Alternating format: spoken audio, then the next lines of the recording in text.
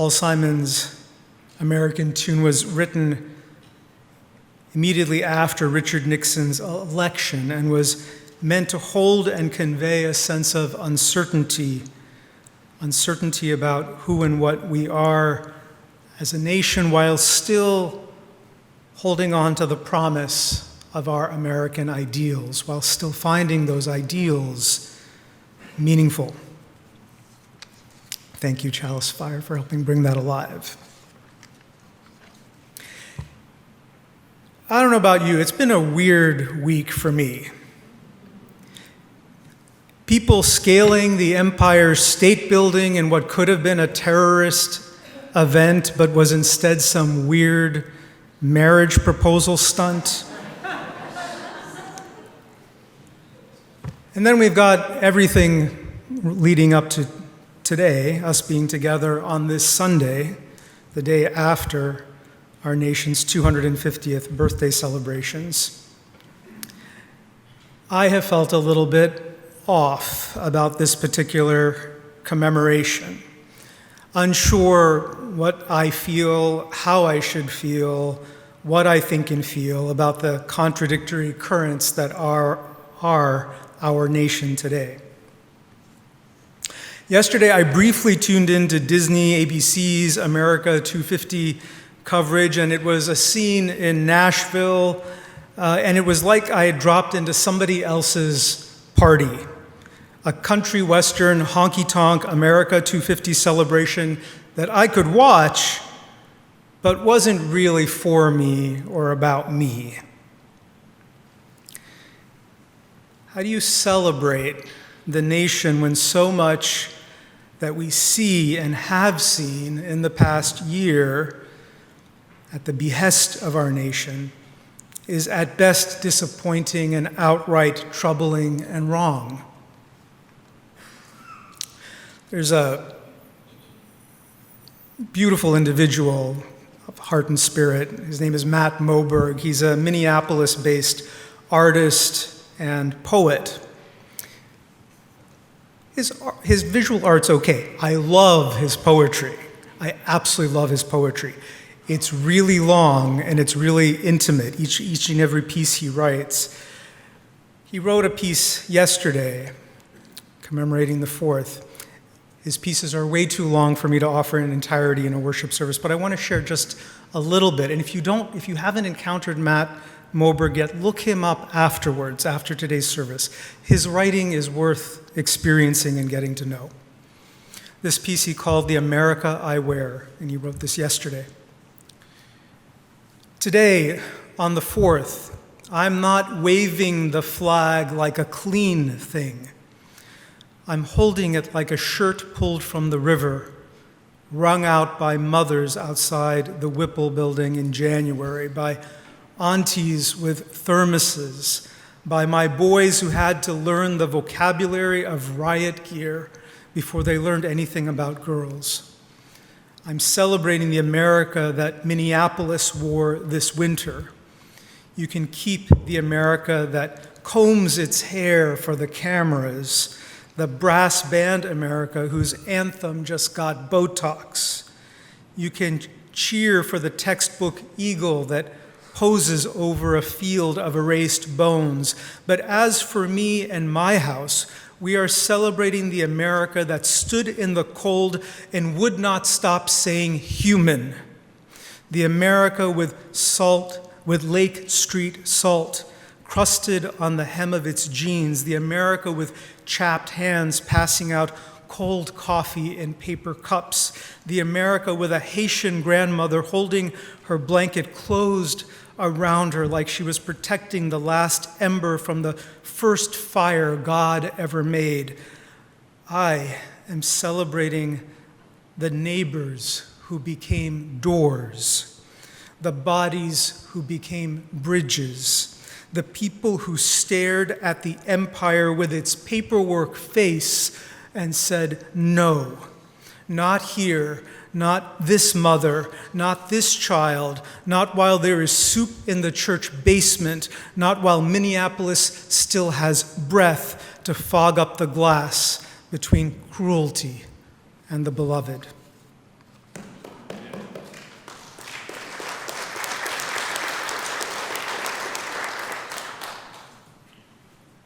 Yeah, I don't know how to forget January, February, and March, and forget a war that was never even declared by our nation, that we are still in the midst of, that is leaving us worse off than we were before we were in it. How do I forget all of that and just celebrate yesterday, this nation?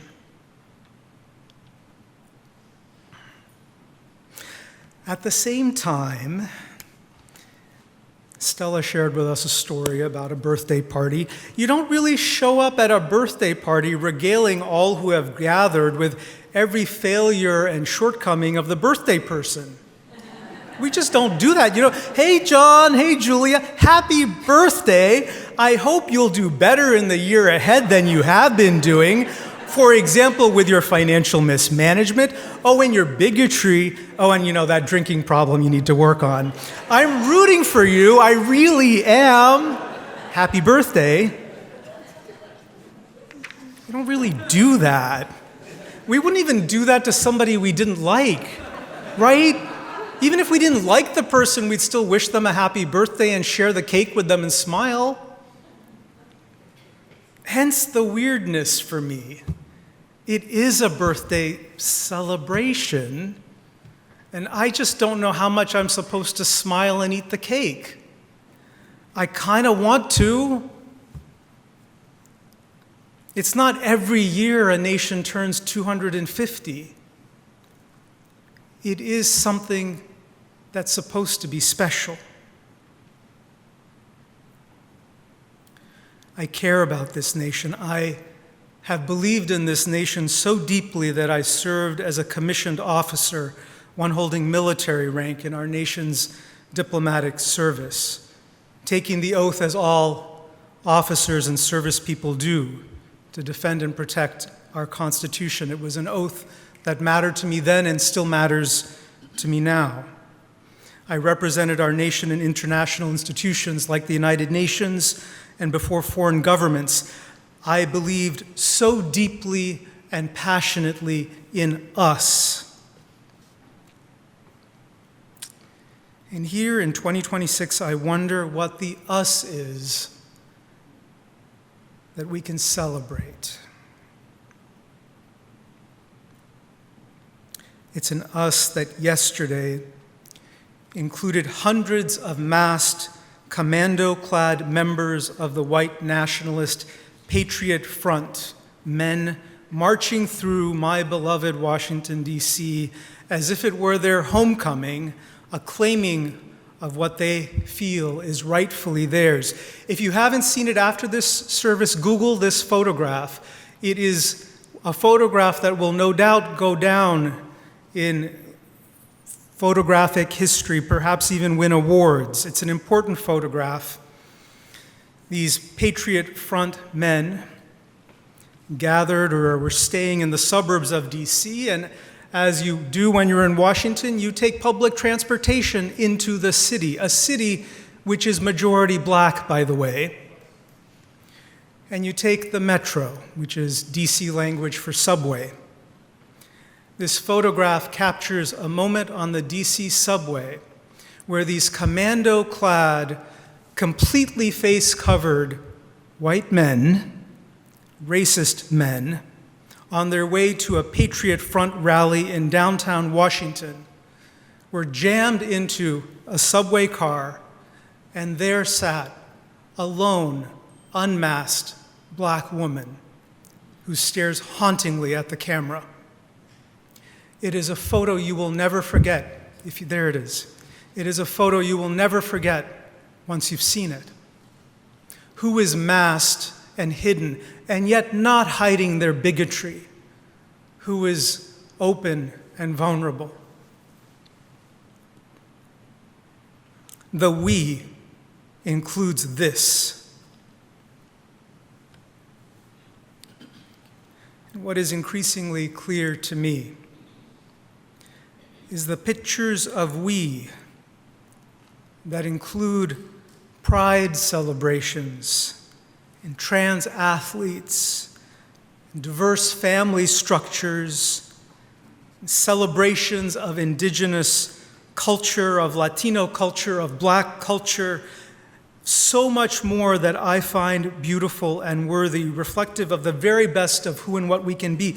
Those images and those pictures evoke revulsion, disbelief, and even disgust amongst significant portions of the population of this nation. What I feel about the Patriot Front, many feel about the things I value and I care about. Significant portions of this nation have moved away from even minimalistic tolerance of others that they don't like or understand and toward open rejection and revulsion. Where do we find a we the people in the midst of that?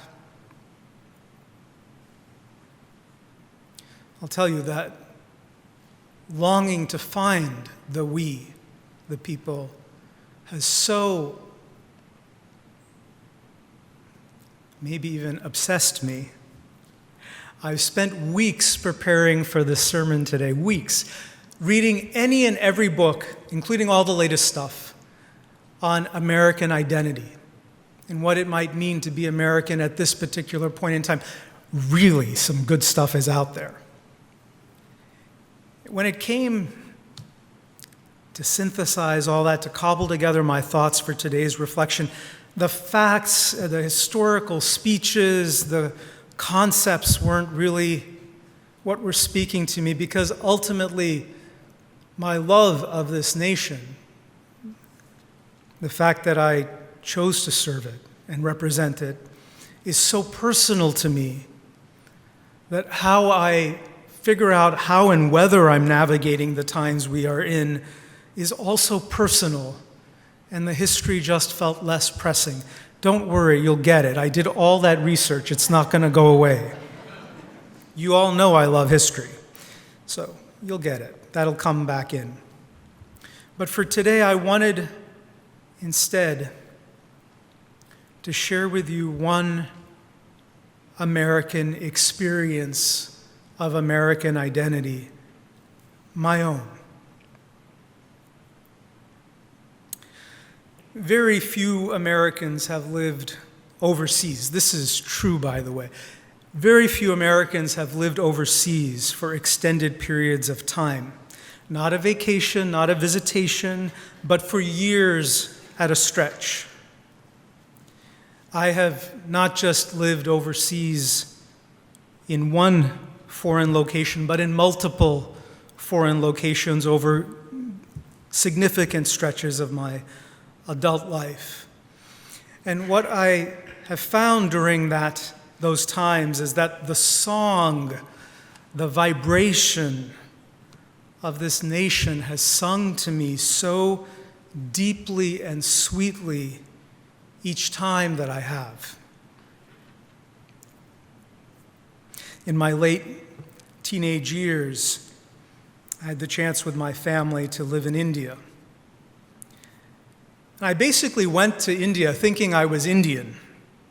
After all, I'd grown up in this country where the first question I was asked as a kid, continuously, consistently throughout my entire childhood, was, "Where are you from?" The answer to which nobody expected was Pittsburgh. When I said Pittsburgh, they'd, no, where are you really from? And I learned as a kid that the answer that was expected of me was India. And so I sublimated that. I came to believe that I'm not from here. This is not really my country. And so when my father got a job and it meant I would miss my senior year of high school, I would miss my senior year of high school with the children I had known since kindergarten and preschool. I would miss graduating with them, but I could go live in my country, in India. I said yes. I was excited about it. Until I got there and experienced the rejection of Indian teenagers my age, from whom the first thing out of their mouths consistently, reliably was, "You're so American." And it was meant as a put down and as an othering. You're not one of us. What the hell did that mean? I sure as heck look Indian. My religion, my languages, my cultural reference points, many of the same things in common with those Indian teenagers.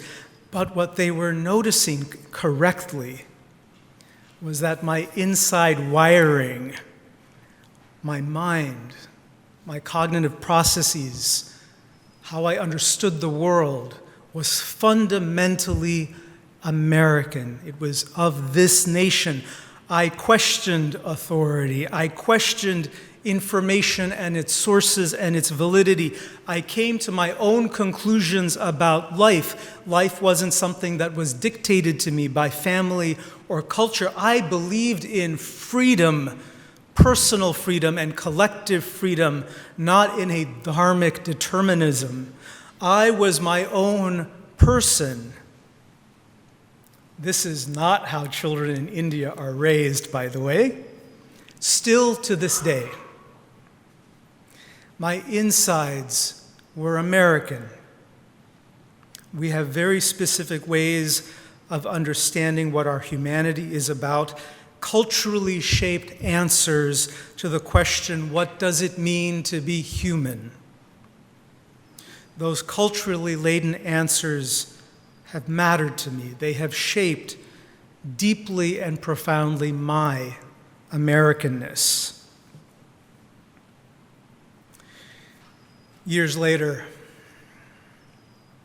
having completed my undergraduate studies in international affairs, specializing in the Middle East, studying the Arabic language and Islam for years on end, as a newly minted diplomat, I had the opportunity to go live in the Middle East, and I said yes. I had been preparing for years to do precisely this,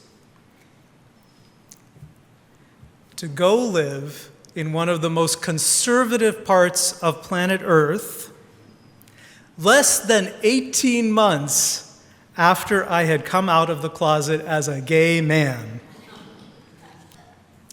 I told myself, hey, I've spent most of my life in the closet. I'll just go back into the closet again for a few years. Literally, I told myself that. Ah, the foolishness of youth. What I didn't know at age 21, 22, 23 was that once the soul knows freedom, it is torture to go back to a cage. I didn't know that until I had already voluntarily placed myself back in a cage. And it was awful.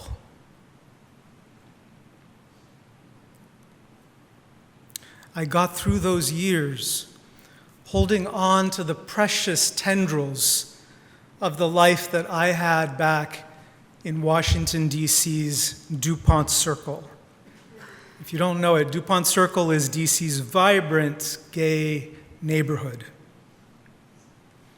I knew that if I could just hold on, if I could just get through a couple of years, I could return to that freedom, that vibrancy. And yes, I knew that the freedom of DuPont Circle did not exist in most of the United States at that point in time, and still doesn't today, frankly. But it did exist in pockets. It was possible here in the United States to find your people, to create family of choice, to find circles of safety. However small those may be, our expansive notion of freedom here as an American people, the freedom that we imbue and claim both individually and collectively, is so deep that it allows for that. It can't exclude that. It's part of our cultural wiring in a way that no one could ever take away. We are a nation where, however quirky, however weird, however unique, however different you may think you are, it is possible to find your tribe among us if you but look. I think we Unitarian Universalists are proof of that.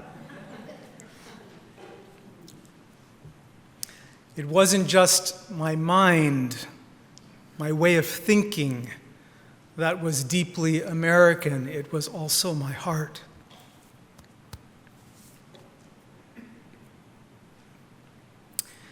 A few years after that, I like to say I moved from the frying pan in the Middle East to the freezer, the furthest reaches of Northern Europe, Helsinki, Finland. Unbeknownst to me, when I agreed to that in my mid-20s, I was only one of 500 non-white people in the entire country. You gotta imagine the chutzpah of taking that on. I didn't even know I was taking that on. Population 5+ million, I'm one of 500 who aren't ethnically Finn.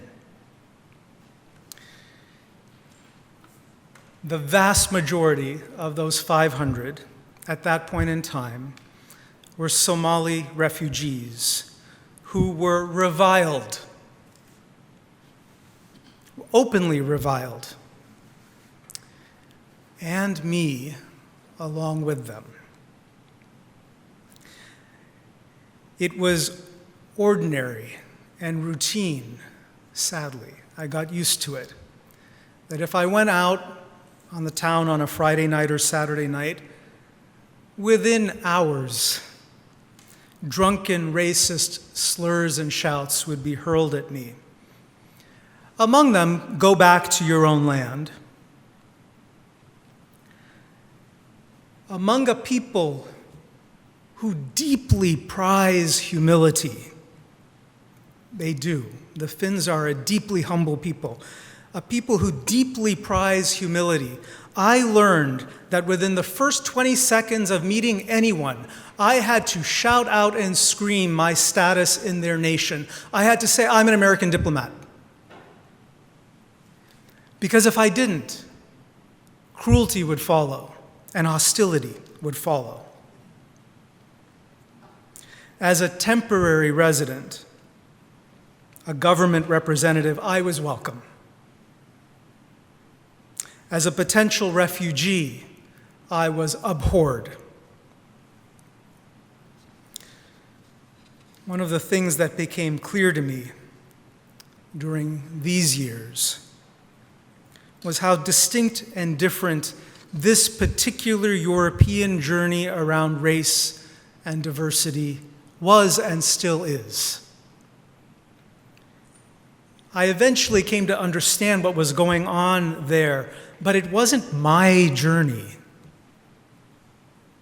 Even as a child of immigrants here in the United States with deep cultural, linguistic ties to a land outside of the U.S., our fraught, broken, heartache-filled history of genocide against indigenous Americans, of human trafficking and the enslavement of black people, of the disparagement and marginalization of every othered population that we have ever had, including the Irish, Italians, Poles, Chinese, Jews, South Asians, gays, lesbians, bifolk, trans folk, and on and on and on,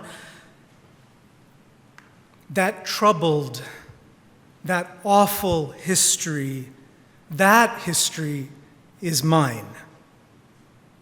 Not this European history that I was encountering there. This history is mine. I'm a part of it. This arc of history still forming, still in motion, still undone, it is mine. And for most of us here, it is yours as well. There is no other place on planet Earth like this nation of ours, this United States. It has shaped my mind, it has shaped my heart, it has shaped the arc and journey of my life, as it no doubt has also shaped yours. While the greater we is a very loose collective, and it always has been. Our history shows this. If you go back to the earliest founding days of the United States, the we was always a very loose collective. That overarching loose collective of we has always been made up of smaller clusters of we. And those clusters, while they are quite different from one another, have provided a more deeper and intimate sense of belonging than the larger we was ever able to do. Benjamin Franklin, regarded by historians as a great pragmatist, this was one of the things that my recent reading refreshed my memory on. He understood this. You have to hearken back to high school history if it's that far back. It was for me, by the way. But he really did understand this. The Declaration of Independence, it's idealistic in its own way. Idealistic in that it was written by white men and it was for white men. Nonetheless, it contained idealism within that limited cultural contextual framework. In contrast to that, the Constitution, which Ben Franklin not only helped write, but helped ensure get adopted, he was critical to that. Everything about the Constitution was a compromise. There was nothing in it that was idealistic. It was a compromise document through, and Franklin knew it. And because it was a compromise document through and through, what he placed his faith in, and whenever I use the word faith in our context, I mean by that trust. I invite you to think of the word trust. For faith is a belief in something that we don't know will actually happen, but we have to trust is possible. Ben Franklin placed his faith in the processes that were contained within the Constitution. He himself said, as he urged the delegates to adopt the thing that he helped draft and create, that he didn't like everything in it. There was a lot in it not to like. But what he had faith in were the processes that could allow us as a people to learn and grow and evolve over time. That as we grew as a people and that as we grew as a nation, that the structure would help hold that and allow for that growth. That was what he placed his faith in. It was a faith that he had to have guessed would require a timeline for human progress that extended well beyond his lifetime. It was faith in an arc of history that we each contribute to without ever really even knowing whether we'll see the full fruition of our efforts.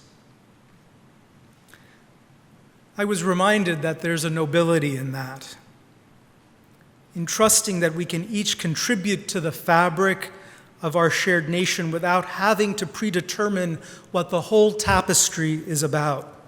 Faith is scary. It's not a guaranteed outcome, but that faith has gotten us this far, 250 years far, and we as a people have not remained static at all in those 250 years. If anything, the history of our nation has always been dynamic. Ben Franklin was willing to trust that dynamism and our inherent goodness. And I guess so am I. Happy birthday to us.